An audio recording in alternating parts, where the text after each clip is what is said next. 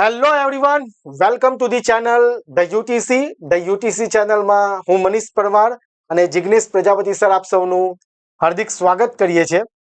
આશા રાખું કે તમારી વાયરલેસ પીએસઆઈ અને ટેકનિકલ ઓપરેટર એક્ઝામની તૈયારી ખૂબ જ સારી રીતે 100% ડેડિકેશન સાથે અને એકદમ પરફેક્ટ ડાયરેક્શનમાં થઈ રહી હોય.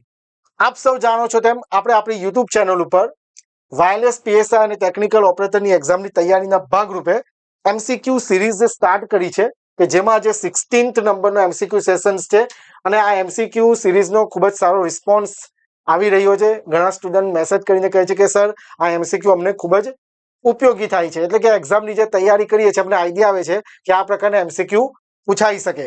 સર આપણે હમણાં સુધી જે એઝ પર સિલેબસ જે સબ્જેક્ટ કવર કરેલા છે તે સર થોડું ડિસ્કસ કરીએ. તો જે સિલેબસ છે એ સિલેબસ પ્રમાણે આપણે અત્યાર સુધી માઇક્રો પ્રોસેસર, માઇક્રો કંટ્રોલર, ત્યાર પછી communication engineering, electronic component devices and circuits અને ડિજિટલ ઇલેક્ટ્રોનિક્સ એન્ડ વીએલએસઆઈ આ સબ્જેક્ટના એમસીક્યુઝ આપણે કવર કર્યા છે. બરાબર. અને જે એમસીક્યુઝ આપણે એ રીતે કવર કર્યા છે કે ઘણી રીતે તમને કન્સેપ્ચ્યુઅલી બી એ વસ્તુ તમને કામ લાગશે અને એના બેસ્ડ ઘણા બધા ક્વેશ્ચન બી પૂછાઈ શકે એક્ઝામની અંદર. એટલે જે આવનારી એક્ઝામ છે તેમના સ્ટુડન્ટને આઈડિયા આવશે કે આ પ્રકારના ક્વેશ્ચન પૂછાઈ શકે. અને આજનો જે સેશન્સ છે તેમાં આજે કમ્બાઇન એમસીક્યુ લીધા છે, એટલે કે જે આ 4 સબ્જેક્ટ જે છે જેના એમસીક્યુ આપણે કવર કરી ચૂક્યા છે. ઓકે, તો એના કમ્બાઇન એમસીક્યુ લીધા છે, એટલે કે જેથી તમને રિવિઝન પણ થોડું થઈ જાય અને તમને ખ્યાલ આવે કે આ પ્રકારના એમસીક્યુ આવી શકે. ઓકે, તો સૌપ્રથમ જે વિદ્યાર્થીઓ આ ચેનલ ઉપર નવા હોય, વિડીયો પહેલીવાર જોઈ રહ્યા હોય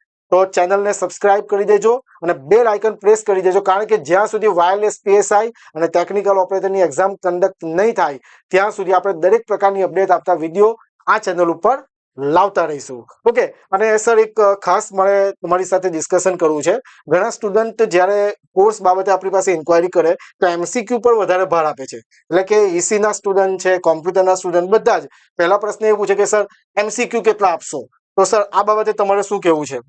મારું એવું માનવું છે કે કોઈ પણ ટેકનિકલ સબ્જેક્ટની અંદર તમે ખાલી ને ખાલી એમસીક્યુ કરી જશો ને તો એની અંદર તમે જે ક્વેશ્ચન છે ને પ્રોપરલી પર્ટિક્યુલર માની લો કે એમસીક્યુ તમે વાંચ્યો હશે અને જો બેઠો એમસીક્યુ પૂછાય તો જ તમે એનો આન્સર આપી શકશો. પણ એ પણ જો ટેકનિકલી થોડું ગણતરી સાથે કરવાનું હશે ને તો એ પણ આન્સર તમે પ્રોપરલી આપી નહીં શકશો. બરાબર. એટલે જ્યાં સુધી તમે પર્ટિક્યુલર ટોપિકને કન્સેપ્ચ્યુઅલી વ્યવસ્થિત થિયોરિટિકલી સમજ્યા નહીં હશો ત્યાં સુધી તમને એ એમસીક્યુઝ ખાલી ને ખાલી એમસીક્યુ કર્યા હશે એનો કોઈ ફાયદો થશે નહીં.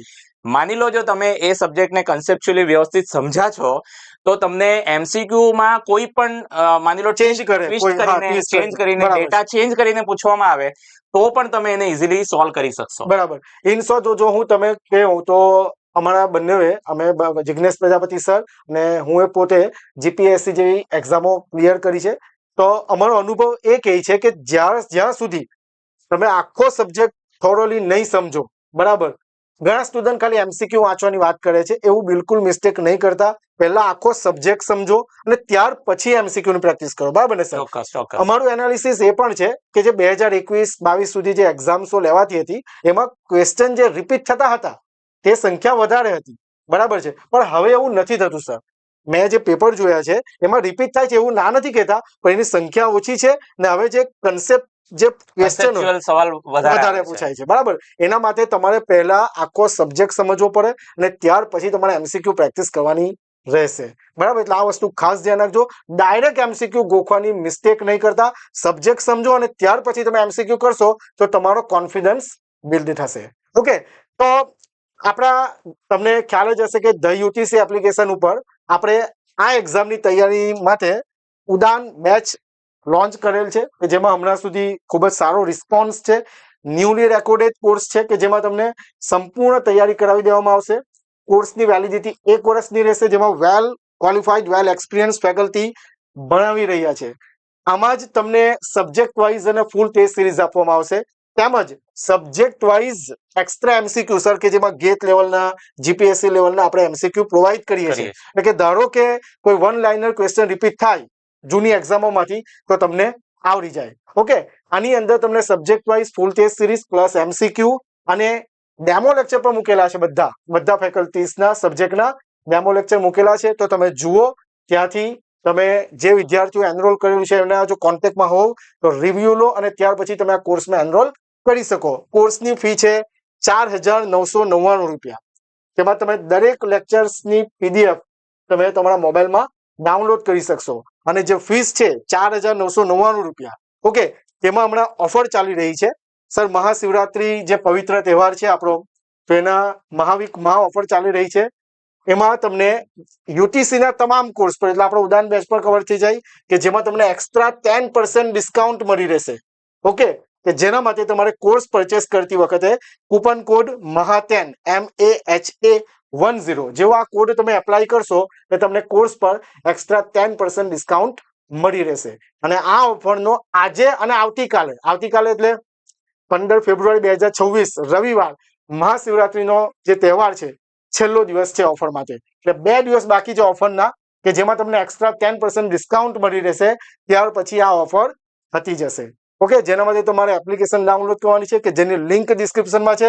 અને જો તમારે કંઈ વધારે માહિતી પૂછવી હોય તો મોબાઈલ નંબર 6354999091 પર તમે અમને કોન્ટેક્ટ કરી શકો. ઓકે, તો આપણે વધારે સમય નહીં બગાડીએ અને હું જિગ્નેશ પ્રજાપતિ સરને હેન્ડઓવર કરીશ, કે જે તમને આપણા કમ્બાઇન્ડ MCQ છે એ તમને કરાવે. Thank you very much. Thank you sir. So સરે કીધું એ પ્રમાણે કે આજે આપણે અલગ અલગ જે સબ્જેક્ટ્સ છે એને MCQs ડિસ્કસ કરીશું. બેઝિકલી જે ક્વેશ્ચન્સ જે તમને એક્ઝામમાં પૂછાય છે એમાં આપણે ઓલરેડી ડિસ્કસ કર્યું એ પ્રમાણે જો આપણે એને કન્સેપ્ચ્યુઅલી વ્યવસ્થિત સમજેલા હશું તો આપણે કોઈ પણ પ્રકારનો સવાલ પૂછવામાં આવે તો એને આપણે થોડું એનાલિસિસ કરીને બી એનો આન્સર આપી શકીશું, રાઈટ, જો આપણે એને વ્યવસ્થિત સમજેલા હશું તો. ઓકે, તો આપણે શરૂ કરીએ. પહેલો જે સવાલ છે, the fermi level of N type semiconductor has, right, જે N ટાઈપ સેમિકન્ડક્ટર છે એનું ફર્મી લેવલ એ શું ક્યાં હોય છે, રાઈટ. ઓપ્શન શું છે? Near the conduction band edge, near the valence band edge, at the middle of the forbidden gap ને at the conduction band, right. Basically Fermi level જે છે એ આપણે જ્યારે N ટાઈપ અને P ટાઈપ મટીરિયલની અંદર જોઈએ, રાઈટ. માની લો કે જે કન્ડક્શન બેન્ડ અને વેલેન્સ બેન્ડ છે, રાઈટ. સો બેઝિકલી તમે જોશો તો આ જે બેન્ડ છે, for example valence band, right, valence band, અને આ છે basically conduction band. Okay, conduction band. જો આપણે N ટાઈપ સેમિકન્ડક્ટરની વાત કરીએ તો N ટાઈપ સેમિકન્ડક્ટર માટે the fermi level of N type, આપણને જે પૂછવું છે તે N ટાઈપ સેમિકન્ડક્ટર માટે પૂછ્યું છે, રાઈટ. તો N ટાઈપ સેમિકન્ડક્ટરનું જે ફર્મી લેવલ છે એ ફર્મી લેવલ જનરલી એનું જે કન્ડક્શન બેન્ડ છે, રાઈટ, કન્ડક્શન બેન્ડ, એ કન્ડક્શન બેન્ડની નજીકમાં હશે N ટાઈપ સેમિકન્ડક્ટર નો ફર્મી લેવલ, રાઈટ. અને જે P ટાઈપ સેમિકન્ડક્ટર જો હોય તો એનું ફર્મી લેવલ વેલેન્સ બેન્ડ નજીકમાં હશે, રાઈટ. એનું ફર્મી લેવલ ક્યાં હશે? વેલેન્સ બેન્ડ નજીકમાં હશે, રાઈટ. અને જો ઇન્સ્ટ્રિન્સિક સેમિકન્ડક્ટર છે એટલે કે પ્યોર સેમિકન્ડક્ટર છે એનું ફર્મી લેવલ એક્ઝેક્ટલી મિડલમાં હોય. ઓકે, એટલે જેમ જેમ આપણે N ટાઈપ નું ડોપિંગ કરતા જશું તેમ ફર્મી લેવલ અપર સાઈડ એટલે કે કન્ડક્શન સાઈડે મૂવ થતો જશે, રાઈટ. અને જેમ જેમ આપણે P ટાઈપ ડોપિંગ કરતા જશું તેમ તેમ જે ફર્મી લેવલ જે છે એ લોઅર સાઈડ એટલે કે વેલેન્સ બેન્ડ તરફ મૂવ થતું જશે. ઓકે, એટલે આ જે ક્વેશ્ચન છે, the fermi level of N type semiconductor lies near the conduction band H, right. એટલે કે જે આ કન્ડક્શન બેન્ડ છે આ બેઝિકલી કન્ડક્શન બેન્ડ છે અને આ જે બેઝિકલી છે લોઅર બેન્ડ છે, રાઈટ. તો એમાં એ કન્ડક્શન બેન્ડ જે છે એની એજની નજીકમાં હશે Fermi level N type semiconductor મટીરિયલની અંદર. ઓકે, સો નેક્સ્ટ ક્વેશ્ચન જોઈએ આપણે. ઇન સાઇન મેગ્નિટ્યુડ રિપ્રેઝન્ટેશન, એટલે જ્યારે આપણે બાઇનરી નંબર સાઇન્ડ ફોર્મમાં રિપ્રેઝન્ટ કરતા હોય, the range of 5 bit number is, એટલે જો 5 બીટ નંબર આપણે રિપ્રેઝન્ટ કરતા હોય અને એ 5 બીટ નંબરની રેન્જ કઈ આવશે જ્યારે આપણે એને સાઇન્ડ ફોર્મની અંદર રિપ્રેઝન્ટ કરતા હોય ત્યારે, રાઈટ. તો જ્યારે પણ આપણે રેન્જ જોવાની હોય બીટની, રાઈટ, તો એનું ઇક્વેશન છે -2n - 1 -1, right, -2n - 1 n raised to -1 -1 2 plus 2 raised to n -1 -1, right, plus 2 raised to n -1 -1, right. જ્યાં n જે છે એ n is number of bits, n is number of bits, right. એટલે અહીંયા 5 બીટ છે તો 5 બીટ માટે આપણે જોઈએ તો -2 raised to 5 2 નો 5 ઘાત -1, right. થી ક્યાં સુધી હશે પ્લસ 2 નો 5 ઘાત -1, રાઈટ. તો 2 નો 5 ઘાત 5 ઓછા 1 એટલે શું હશે 2⁴ -1, રાઈટ, થી પ્લસ 2 નો 4 ઘાત -1, રાઈટ. એટલે આપણે જોશું તો 2 નો 4 ઘાત કેટલા થશે 16, 16 -1 એટલે 15, સો -15 થી +15, -15 થી +15. ઓકે, એટલે આ જે ક્વેશ્ચન જે છે, રાઈટ, એનો આન્સર આવશે ઓપ્શન બી, -15 થી +15, રાઈટ. હવે આ જ ક્વેશ્ચન આપણે જોઈ લઈએ. હવે માની લો આ ક્વેશ્ચન જો આપણે ગોખેલો હોય અને માની લો કે આની જગ્યાએ 5 ની જગ્યાએ 6 બીટ તમને પૂછાઈ જાય, તો આપણે એની પાછળનો કન્સેપ્ટ જ નથી સમજ્યા, તો આપણને 6 બીટ માટે પછી એનો આન્સર નહીં આવડશે. પણ જો આપણે આનું ઇક્વેશન ખબર હોય, આ ઇક્વેશન, તો એ ઇક્વેશન પછી તમને હવે કોઈ પણ પ્રકારનો ગમે એટલી બીટનો ક્વેશ્ચન પૂછવામાં આવે, આપણે ઇઝીલી એને સોલ્વ કરી શકીએ, રાઈટ. એટલે કન્સેપ્ચ્યુઅલી આ વસ્તુ આપણે સમજેલા હશું તો એનો ઇઝીલી આપણે આન્સર આપી શકીએ, રાઈટ. નેક્સ્ટ ક્વેશ્ચન આપણે જોઈએ. Hand off occurs when, hand off procedure જે છે એ ક્યારે થશે, રાઈટ. તો જ્યારે મોબાઈલ કોમ્યુનિકેશન ની અંદર જ્યારે આપણે પર્ટિક્યુલર મોબાઈલ જે છે એ એક સેલમાંથી બીજા સેલમાં મૂવ થતો હોય, રાઈટ, તો એ કેસની અંદર એનું જે બેઝ સ્ટેશન છે, જ્યારે મેં કોઈક એક જગ્યા ઉપર છું ત્યારે મારો જે મોબાઈલ છે એ આજુબાજુનું કોઈક જે બેઝ સ્ટેશન હશે એની સાથે કનેક્ટેડ હશે. ઓકે, હવે માની લો કે મેં એક જગ્યાએથી બીજી જગ્યાએ મૂવ કરું છું અને એ મૂવ દરમિયાન જ્યારે મેં એક સેલમાંથી બીજી સેલમાં મૂવ કરું છું તો એ કેસમાં શું થશે, હેન્ડ ઓફ પ્રોસિજર થશે. એટલે શું થાય કે જે મોબાઈલ જે છે મારો એક બેઝ સ્ટેશન સાથે કનેક્ટેડ હતો, હવે જ્યારે મેં ટ્રાવેલ કરીને બીજા બેઝ સ્ટેશન પર એટલે કે બીજા સેલ પર મૂવ થાઉં છું તો એ સેલનો જે પણ બેઝ સ્ટેશન છે એની સાથે હવે મારું મોબાઈલનું કનેક્શન થવું જોઈએ. એટલે એ જે પ્રોસેસ છે એને આપણે હેન્ડ ઓફ પ્રોસેસ કહીએ છીએ, રાઈટ. તો એ હેન્ડ ઓફ પ્રોસેસ જે છે એ ક્યારે થશે કે જ્યારે મોબાઈલ જે સ્ટેશન છે move from one BS to another, એટલે કે એક બેઝ સ્ટેશન થી બીજા બેઝ સ્ટેશન એટલે આપણી નજીકમાં જે બી મોબાઈલનો ટાવર હોય, રાઈટ, એ ટાવર આપણા માટે બેઝ સ્ટેશન કહેવાય, કારણ કે આપણો મોબાઈલ એ બેઝ સ્ટેશન સાથે કનેક્ટેડ હશે. ઓકે, અને જ્યારે મેં એક જગ્યાએથી બીજી જગ્યાએ મૂવ કરું છું તો એ ટાવરથી હું જ્યારે દૂર જઈશ તો કોઈક બીજા ટાવરના સાથે કનેક્ટ થવો જોઈએ મારો મોબાઈલ. તો રાઈટ, તો એ જે પ્રોસેસ છે એને આપણે હેન્ડ ઓફ પ્રોસેસ કહેશું, રાઈટ. અને એની અંદર basically a mobile station moves from one base station to another, એટલે કે મોબાઈલ સ્ટેશન આપણો જે મોબાઈલ જે છે એ એક બેઝ સ્ટેશન થી બીજા બેઝ સ્ટેશન પર મૂવ થાય છે. એટલે ઓપ્શન સી છે એ આ ક્વેશ્ચનનો રાઈટ ઓપ્શન છે, option C. Okay, next question જોઈએ. If the bit rate of ASK નો મતલબ શું થાય, amplitude shift keying. Amplitude shift keying એટલે કે જે બાઇનરી ડેટા છે, ડિજિટલ ડેટા છે, એને જ્યારે આપણે ટ્રાન્સમિટ કરીએ તો એ ટ્રાન્સમિશન માટે અલગ અલગ ટેકનિક્સ યુઝ કરીએ છીએ, ASK, FSK, right, frequency shifting, ASK એટલે કે એમ્પ્લિટ્યુડ શિફ્ટ કિંગ, રાઈટ. તો ASK ની અંદર બેઝિકલી શું કરવામાં આવે કે જ્યારે ડિજિટલ ડેટા 1 છે, રાઈટ, તો ત્યારે સિગ્નલ મેં ટ્રાન્સમિટ કર્યા અને જ્યારે 0 છે ત્યારે નહીં, પાછું 1 છે ત્યારે કરી, 0 છે ત્યારે નહીં, રાઈટ. તો આ બેઝિકલી ASK સિગ્નલ કહેવાય, એમ્પ્લિટ્યુડ શિફ્ટ કિંગ, રાઈટ. તો bit rate for ASK signal is 1200. Bit rate નો મતલબ શું થાય, આ જે છે ને 1010 થાય છે, આ બીટ્સ પર સેકન્ડ, એટલે કે એક સેકન્ડમાં આવી કેટલી બીટ્સ જાય છે એને આપણે BPS કહીશું, બીટ્સ પર સેકન્ડ. ઓકે, તો જે બીટ્સ પર સેકન્ડ છે ASK માટે એ 1200 છે, એટલે કે 1200 બીટ્સ પર સેકન્ડ જાય છે. ધ બોર્ડ રેટ ઇઝ, તો બોર્ડ રેટ કેટલો હશે? હવે બોર્ડ રેટ ને બીટ રેટમાં શું ફરક છે, ઘણીવાર અમુક મોડ્યુલેશન ટેકનિક ની અંદર બે બીટ ભેગી કરીને પછી સિગ્નલ ચેન્જ કરવામાં આવતું હોય, રાઈટ. એટલે આમ તમને જે બીટ રેટ છે એ બીટ રેટ 4 હશે તો એનો બોર્ડ રેટ હાફ થઈ જશે, 2 થઈ જશે, કારણ કે આપણે બે બીટનું ગ્રુપ બનાવીએ છીએ. ઓકે, એટલે બોર્ડ રેટ અને બીટ રેટ એ રીતે અલગ છે. પણ ASK ની અંદર તમે જોશો તો જેટલી વાર મેં 10 એટલે કે એક જ બીટ સેન્ડ કરું છું, રાઈટ, જે બીટ છે એનું ગ્રુપ નથી બનાવતો, તો બીટનું ગ્રુપ નથી બનાવતો એટલે એની બીટ રેટ અને બોર્ડ રેટ કેવો રહેશે, સેમ રહેશે. જેટલી વાર મારી બીટ બદલાય છે એટલી જ વાર આઉટપુટની અંદર જે સિગ્નલ છે એ પણ બદલાય છે. જ્યારે બોર્ડ રેટ ક્યારે ચેન્જ આવશે, જ્યારે માની લો મેં સિગ્નલ જે ટ્રાન્સમિટ કરું છું એ માની લો બે બીટનું ગ્રુપ બનાવું છું અને પછી મોડ્યુલેશન ચેન્જ કરું છું, અથવા 3 બીટનું ગ્રુપ બનાવું છું પછી મોડ્યુલેશન ચેન્જ કરું છું. તો જ્યારે મેં 2 બીટનું ગ્રુપ બનાવું ત્યારે જે બોર્ડ રેટ છે ને એ બીટ રેટ ડિવાઇડેડ બાય 2 થઈ જશે. જ્યારે મેં 3 બીટનું ગ્રુપ બનાવું ત્યારે જે બોર્ડ રેટ છે એ બીટ રેટ ડિવાઇડેડ બાય 3 થઈ જશે. ઓકે, પણ ASK ની અંદર જે બોર્ડ રેટ છે અને બીટ રેટ છે એ બંને કેવો આવશે? સેમ આવશે. એટલે એનો જો બીટ રેટ 1200 છે તો બોર્ડ રેટ બી એનો કેટલો આવશે? 1200 જ આવશે. હવે આ જે કન્સેપ્ટ મેં તમને કીધો કે બોર્ડ રેટ અને બીટ રેટ, એ જો કન્સેપ્ટ તમને ખબર હોય, હવે એના રિલેટેડ તો ઘણા બધા ક્વેશ્ચન પૂછી શકાય, રાઈટ? જે રીતે મેં તમને ASK ની વાત કરી એ રીતે FSK નો પર ક્વેશ્ચન પૂછાઈ શકાય. પછી QPSK આવે, QAM આવે, રાઈટ? 8 QAM, 16 QPSK, ઘણી બધી મોડ્યુલેશન જે ટેકનિક્સ છે, રાઈટ, એના ઉપર તમને ક્વેશ્ચન પૂછી શકાય. તો એ વસ્તુ જો આપણને ખબર હોય, એનો જો બેઝિક ડિફરન્સ, તો ઇઝીલી આપણે કોઈ પણ પછી મોડ્યુલેશન ટેકનિક વિશે તમને ક્વેશ્ચન પૂછે, ઇઝીલી આપણે એનો આન્સર આપી શકીએ. ઓકે, સો બેઝિકલી આ રીતે આપણે બીટ રેટ અને જે બોર્ડ રેટ છે, રાઈટ, એને આપણે ડિફાઇન કરી શકીએ, રાઈટ. નેક્સ્ટ ક્વેશ્ચન જે છે એ next question basically 8086 microprocessor છે, રાઈટ? 8086 માઇક્રો પ્રોસેસર એ બેઝિકલી 16 બીટનું માઇક્રો પ્રોસેસર છે અને એ 16 બીટ માઇક્રો પ્રોસેસરની અંદર એની એડ્રેસિંગ કેપેસિટી કેટલી છે, એટલે કે કેટલા મેમરી આપણે એની સાથે કનેક્ટ કરી શકીએ.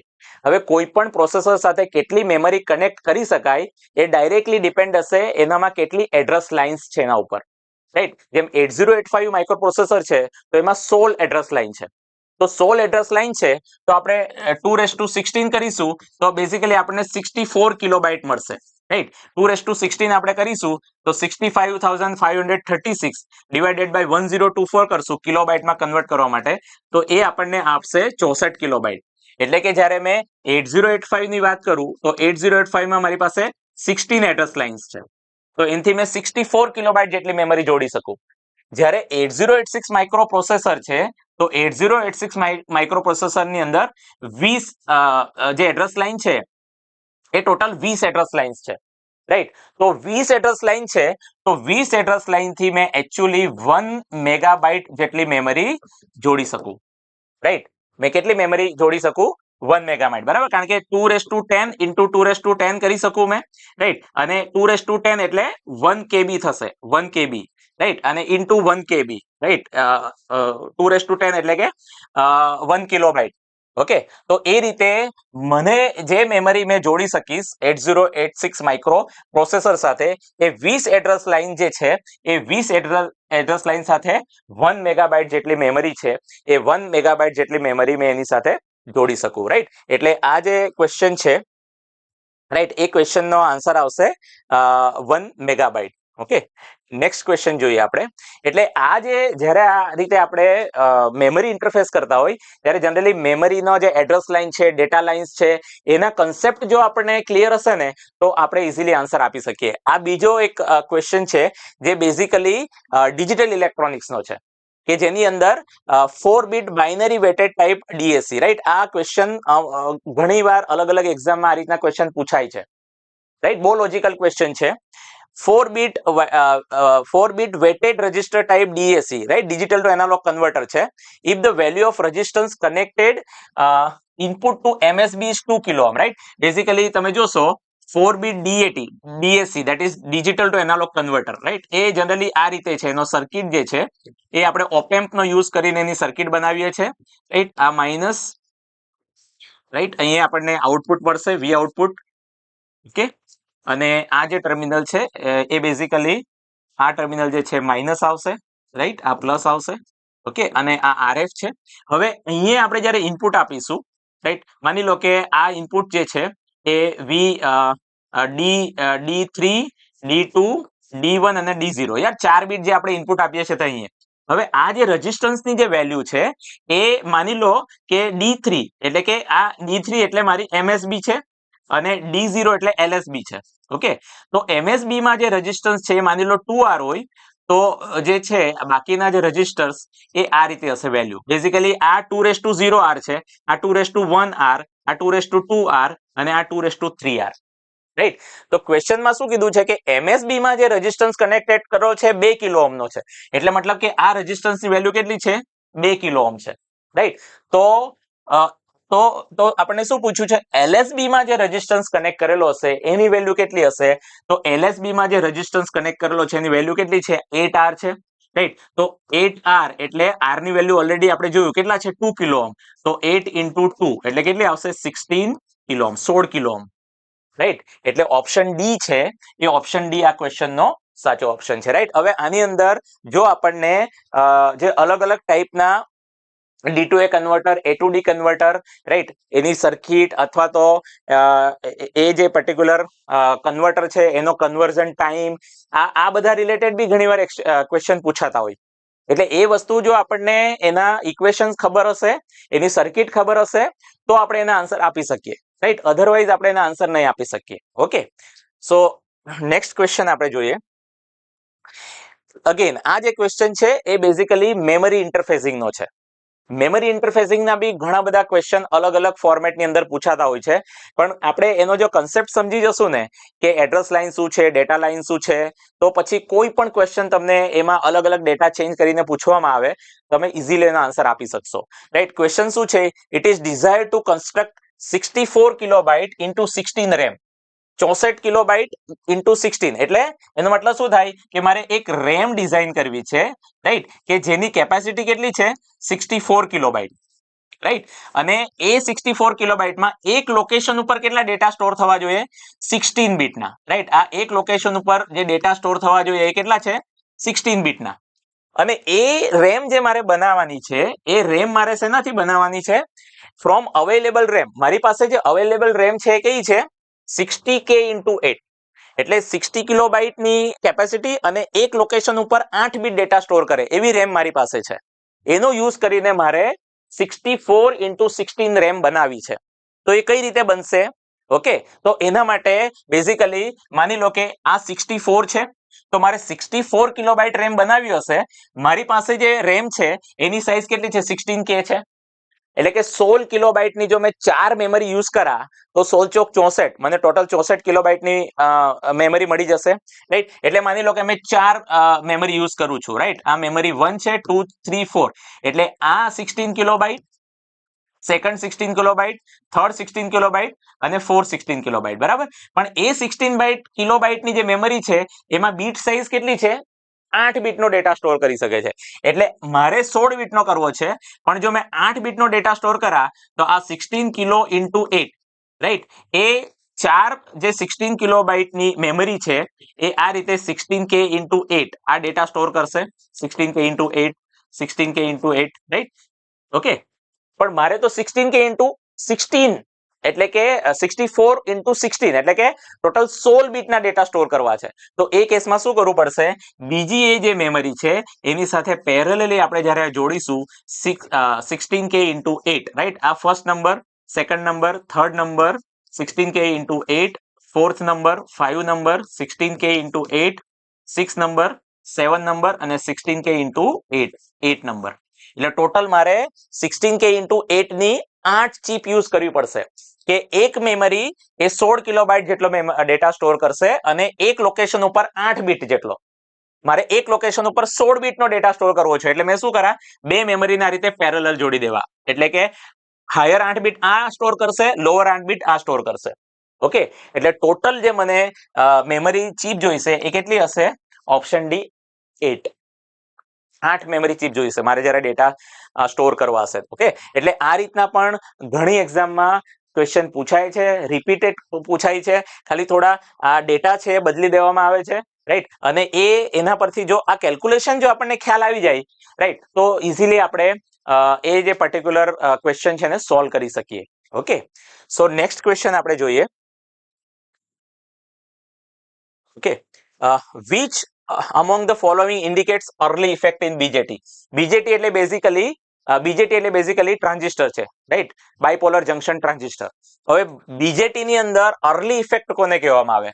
તો અર્લી ઇફેક્ટ એટલે BJT ની અંદર જે એમિટર, બેઝ અને કલેક્ટર જે છે એમાં જ્યારે કલેક્ટર ટુ બેઝ જંકશન એટલે કે કલેક્ટર જંકશન માની લો NPN ટ્રાન્ઝિસ્ટર છે તો એ NPN ટ્રાન્ઝિસ્ટર ની અંદર જ્યારે મેં આ જંકશનને રિવર્સ બાયસ કરું, રિવર્સ એટલે P ટાઈપ ને નેગેટિવ, N ટાઈપ ને પોઝિટિવ, રાઈટ, આ રીતે જ્યારે મેં સપ્લાય કનેક્ટ કરું, આને મેં કહેવા ફોર એક્ઝામ્પલ VCB, તો એ રિવર્સ બાયસ ને લીધે શું થાય? આ જે આ જે જંકશન છે કલેક્ટર જંકશન, એ કલેક્ટર જંકશન ઉપર અહીંયા ડેપ્લેશન લેયર બનશે, રાઈટ. આપણા બધાને ખબર છે કે જ્યારે બી આપણે કોઈ જંકશનને રિવર્સ બાયસ કરીએ તો એ રિવર્સ બાયસ કરવાથી શું થાય, એમાં ડેપ્લેશન લેયર બનશે.